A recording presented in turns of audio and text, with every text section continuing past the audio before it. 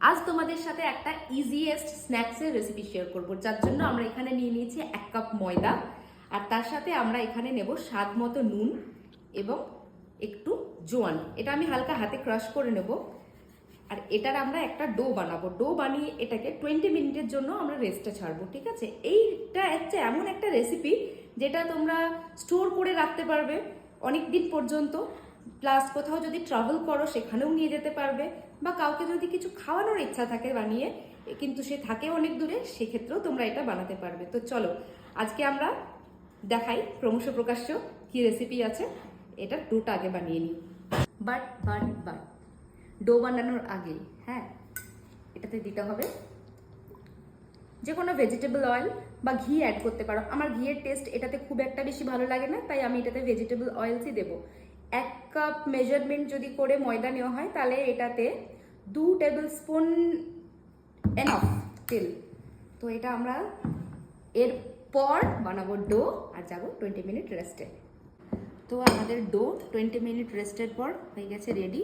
ডোটা একটু শক্ত করেই মাখিয়েছিলাম, কারণ যেহেতু বেশি দিন রাখার ব্যাপার আছে, তো ডোটা একটু শক্ত করে রাখলে এটা অনেক দিন পর্যন্ত স্টোর করা যায়, আদারওয়াইজ এটা নরম হয়ে যাবে। তো আজ আমরা কি বানাচ্ছি? আজ বানাচ্ছি আমরা ড্রাই ফ্রুট সামোসা। তো যাই হোক, সামোসার কোটিংয়ের জন্য আমাদের ডো রেডি। এরপর আমরা বানাবো সামোসার স্টাফিং।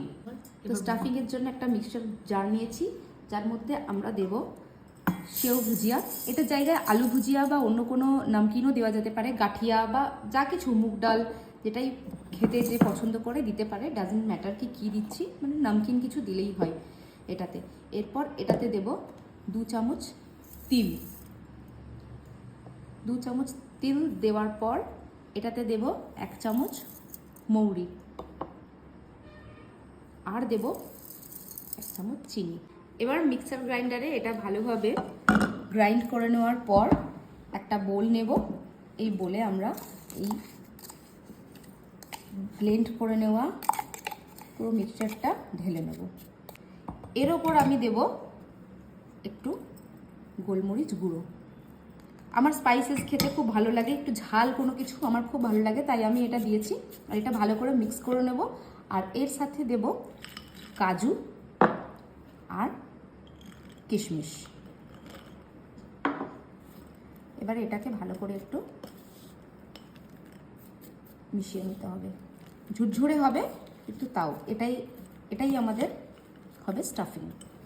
মিনিট পর ডো সেট হয়ে যাওয়ার পর আমরা এখানে ছোট ছোট লুই বানিয়ে ফেলেছি। এগুলোকে আমরা এখন একটু একটু করে বেলে নেব। বেলে নেওয়ার জন্য ময়দাতে একটু হালকা কোটিং করে নেব। কোটিং করে নেওয়া লুই এবার হালকা করে লুচির মতোই বেলে নেব। লুচির মতো শেপে, শুধু একটু চেঞ্জেস হবে।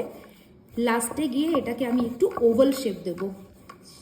সমোসা বানাতে গেলে সবসময় এই ওভাল শেপটা খুব জরুরি, এটা ক্লোজ করার জন্য। এটাকে আমি মাঝখান থেকে কেটে নেব। তো দুটো পার্টে এটা কেটে নেওয়ার পর যেটা করতে হবে, একটা বোলে ছোট্ট জল নিতে হবে। যেই দিকটা সমান সেদিকটাতে একটু জল কোটিং করে নিতে হবে। জল দিয়ে এটাকে সমানভাবে মুড়িয়ে ফেলতে হবে, তাহলে তৈরি হয়ে গেল কোন। সুন্দর কোন তৈরি হয়ে গেছে। এইবার কোনের মধ্যে আমাদের এই যে স্টাফিং বানিয়ে রেখেছিলাম, এই স্টাফিংটা আমি দিয়ে দেব একটু। এবার এটার মুখটা আমি বন্ধ করে দেব।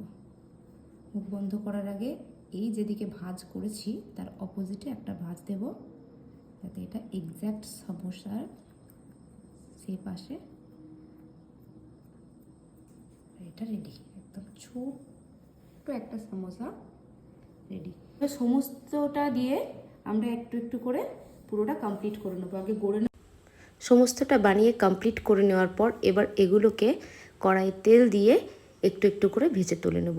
আর সবসময় মনে রাখতে হবে যাতে তেলের ফ্লেম সবসময় লোতে থাকে, কারণ যদি খুব বেশি হয় ফ্লেম আর যদি মিডিয়ামও হয় তাহলে এই সমোসাগুলো পুড়ে যাবে এবং ভেতর থেকে এগুলো কুকড হবে না। ময়দা কুকড হতে একটু টাইম নেয়, তাই এগুলোকে লো ফ্লেমেই ভাজতে হবে। লো ফ্লেমে ভাজতে থাকলে তেলের টেম্পারেচারও খুব বেশি হবে না, এবং সেকেন্ডবার যখন আমরা আবার কিছু সমোসা ভাজবো তখনও কোনো প্রবলেম হবে না। তখনও এই একই টেম্পারেচার মেনটেন থাকলে সেগুলো পুড়ে যাবে না, সবগুলো সমানভাবে ভাজা যাবে। এবার এগুলোকে ব্রাউন হওয়া পর্যন্ত ভেজে নেব। এরপর ঠান্ডা করে নিয়ে এগুলো একটা কন্টেনারে রেখে আমরা এগুলোকে স্টোর করে নেব। এরপরে কোথাও ট্রাভেল করলে, অফিস ব্রেক, টিফিন ব্রেক, যখনই আমাদের খেতে ইচ্ছা করুক আমরা এটা আস্তে ধীরে খেতে পারবো আর অনেক দিন পর্যন্ত স্টোর করতে পারবো। তো আর দেরি না করে চটপট এটা বানিয়ে ফেলুন, আর অবশ্যই আমাকে জানাবেন এই রেসিপিটা কেমন লেগেছে আপনাদের।